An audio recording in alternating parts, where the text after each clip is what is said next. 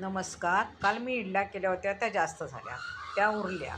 मग आता त्याच्यापासून काय करावं म्हणून मी त्याच्यापासून फ्राय इडली बनवते आहे आणि ती पण एअर फ्रायमध्ये. त्यासाठी मी कांदा बारीक चिरला, टॉमॅटो बिया काढून तो उभा चिरला, भोपळी मिरची उभी चिरून घेतली आणि ज्या इडल्या होत्या त्या पण उभ्या उभ्या स्लॉन्टिंगमध्ये चिरून घेतल्या.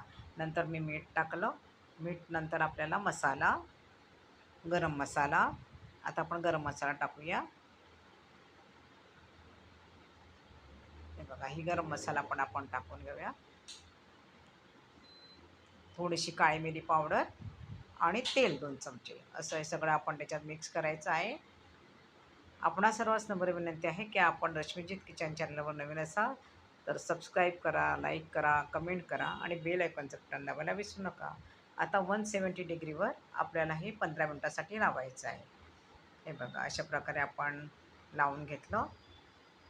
हे बघा, 15 मिनिटानंतर आपण हे काढून बघायचं आणि जर तुम्हाला वाटलं की व्यवस्थित नाही आलं तर पुन्हा 5 मिनिटासाठी लावू शकता. पण 15 मिनिटानंतर ते मी करून पाहिलं तर ते व्यवस्थित झालं होतं. हे बघा, अशा प्रकारे ही एकदम हेल्दी रेसिपी आहे, ऑइललेस आणि कुरकुरीतही होतात. त्यामुळे खायला पण खूप छान चव येते. तुम्ही करून पहा आणि तुम्हाला आवडल्यास कमेंट करून जरूर कळवा. हे बघा, किती छान दिसतायत.